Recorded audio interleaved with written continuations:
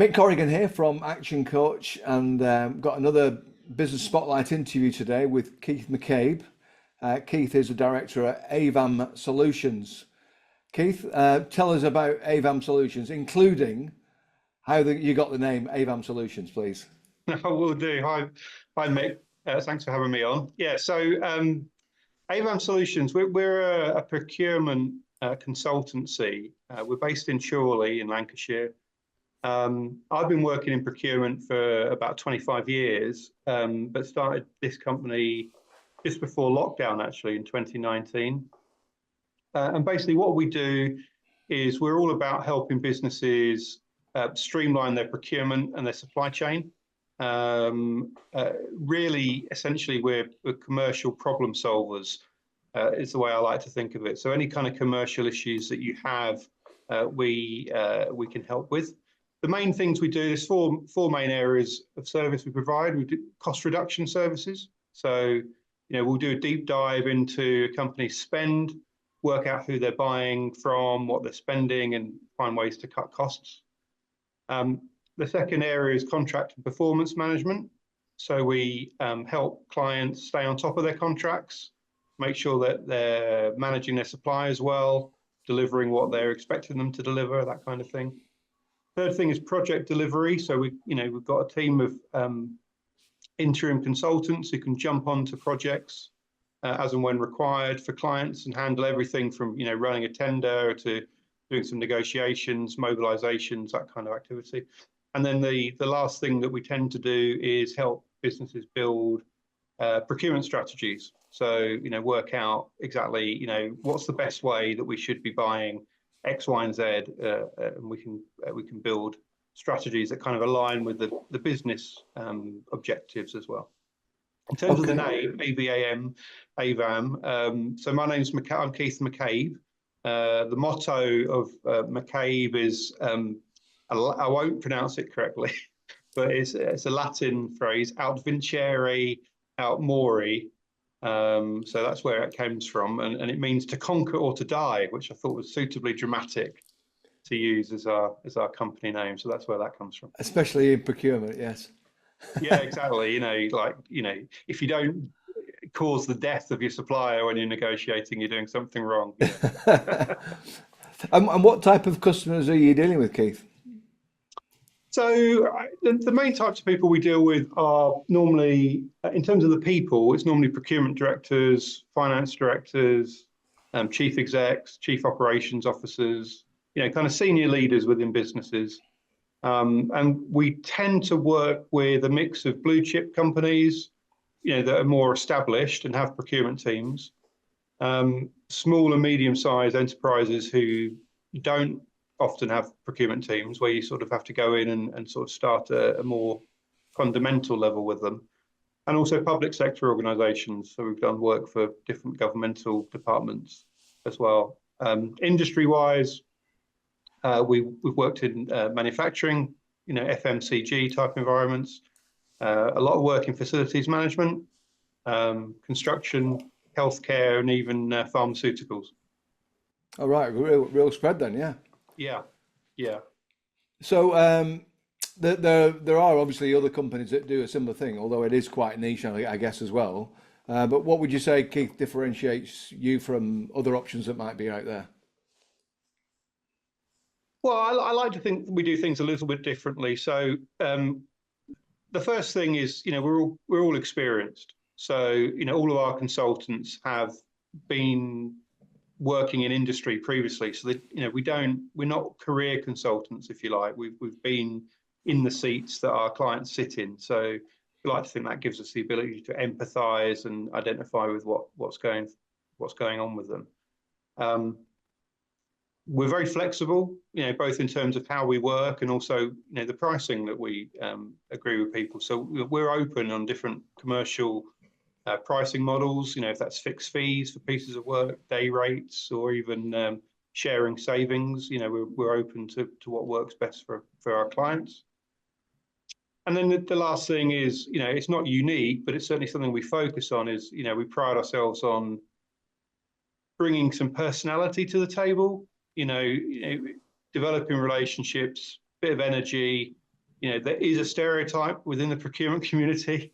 We try not to live up to that stereotype and bring a bit of personality and humour to the table as well. So, and it seems to work because most of our business comes from repeat clients, and when we do a piece of work, we often do more pieces of work for the same client down the line, so that they seem to enjoy it.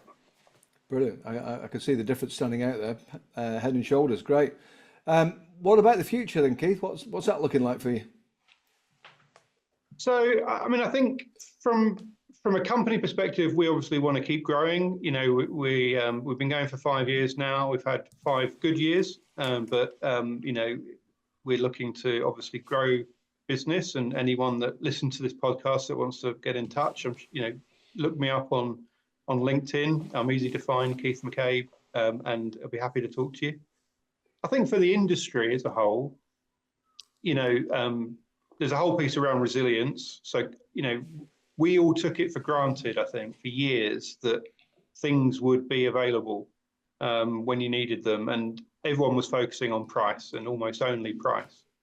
And I think COVID has reminded us that actually you shouldn't take things for granted. Often there are situations, and war, there's obviously certain wars going on at the moment as well, can cause disruption to supply chain. So there's a whole piece around resilience, and I think we found that some companies have really had to rethink where they have their supply chains. There was always a very global focus on supply chains, and we're seeing now for logical reasons, people are keen where it's possible to have local supply chains.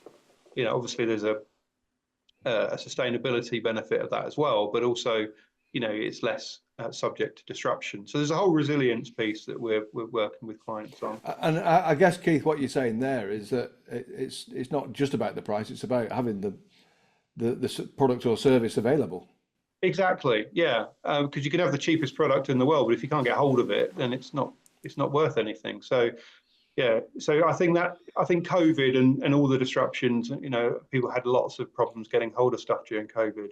Has just reminded us that we shouldn't take that for granted, and you may be able to get a really cheap product from thousands of miles away, but it's got to travel to get to you, which has a carbon factor, and then B, it might not arrive for various reasons on time when you need it. So people are looking at more local solutions, and that kind of ties into the other trend we're seeing is around sustainability. So, sustainability as a whole is huge now.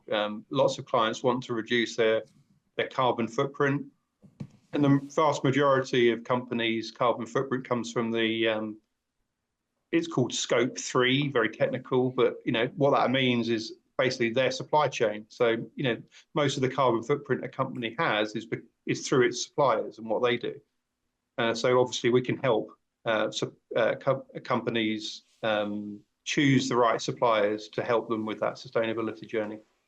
And what are some of sorry, there's one other I was just thinking is around AI. So just very quickly, AI obviously a bit of a buzzword at the moment, but we are starting to see it's emerging, but we are starting to see AI applications within the procurement world, which it's not replacing things that people do. I think we'll always need procurement people, but what it hopefully is going to be able to do is free them up to do, if the AI can do repetitive, low value tasks quickly and accurately, and give you the time to do the more strategic stuff, then we're all for that. So we're looking into that as well at the moment.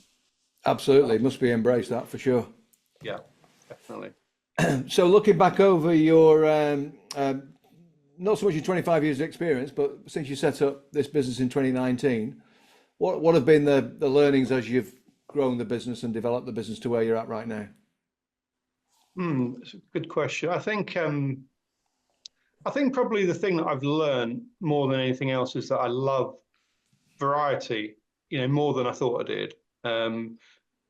And I think, there's a lot of people that are in full-time employment that sometimes have this kind of angst, and they're not quite sure what it is about what they're doing that kind of is making them a bit uncomfortable. And I certainly had that. And I think it was the lack of variety at times, doing the same job for a long time with the same people. Obviously, in the contracting world, which I'm in now, loads of variety. I get to work with different clients, different industries, different people. And it just keeps it really fresh and exciting. And genuinely, no 2 days are the same when you're working with different clients. There's different challenges out there. And so I think flexibility and variety are really important. And I don't think I realized how much I really embrace them and like that side of it. So, yeah. Brilliant. And one last thing, Keith. Not that you would regret anything, I'm sure, but if you could go back and, with the benefit of hindsight, knowing what you now know, what might you have done differently?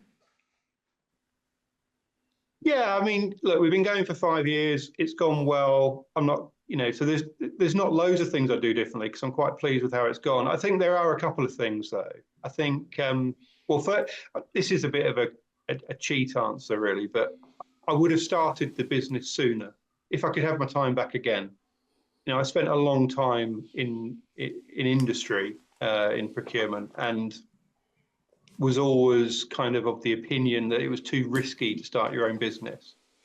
So if there's anyone listening that is kind of wondering whether to start their own business, I would urge them to do it. Because what I've found is, you think about what safety is and risk is.